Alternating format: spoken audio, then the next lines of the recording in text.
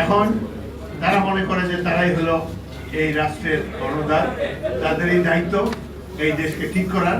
কিছুদিন আগে ডাকসু নির্বাচন হলো, এই এনসিপি তো সবাই ছাত্র, তারা ছাত্রদের প্রতিনিধি বলে দাবি করতো, 100 ভোট পায় না ডাকসু নির্বাচন।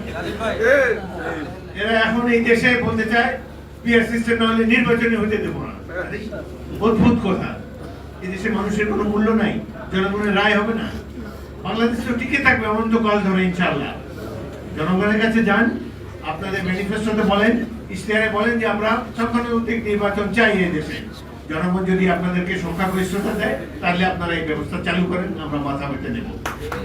কিন্তু এইভাবে জনগণের উপরে দু তিনটি রাজনৈতিক দল পরিচালিত হয়ে এই ধরনের সিস্টেম করতে দেওয়া বাংলাদেশের গণতন্ত্রের জন্য অত্যন্ত ক্ষতিকর হবে।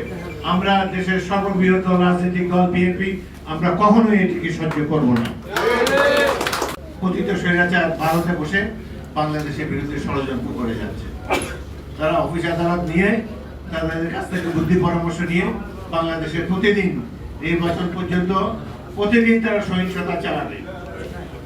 এদের তো কোনো দেশ নাই, এরা এখন মাসির দেশে গিয়েছে, সেইখান থেকে সহিংসতা চালিয়ে বাংলাদেশকে ধ্বংস করতে চায়।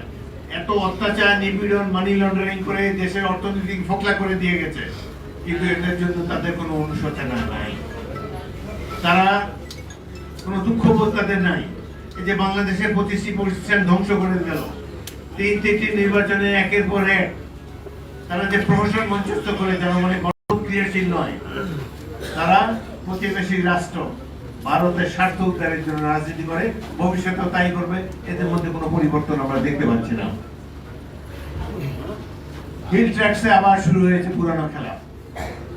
এই চট্টগ্রাম হিল ট্র্যাক্স ইতিমধ্যে সেখানে ভারতীয় পতাকা উঠত বহু বছর আগে থেকেই। কেবলমাত্র শহীদ রাষ্ট্রপতি জিয়াউর রহমান তিনি সেখানে বাঙালিদেরকে পাহাড়ি এলাকায় পুনর্বাসিত হওয়ার কামলে